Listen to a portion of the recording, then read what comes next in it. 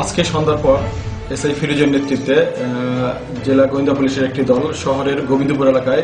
গোপন সংবাদের ভিত্তিতে অভিযান চালিয়ে 4,22,410 টাকা সমপরিমাণের জাল মুদ্রা, 20 বোতল ফেন্সিডিল, জাল মুদ্রা তৈরির বিভিন্ন সরঞ্জামাদি, তার মধ্যে 2টি ল্যাপটপ,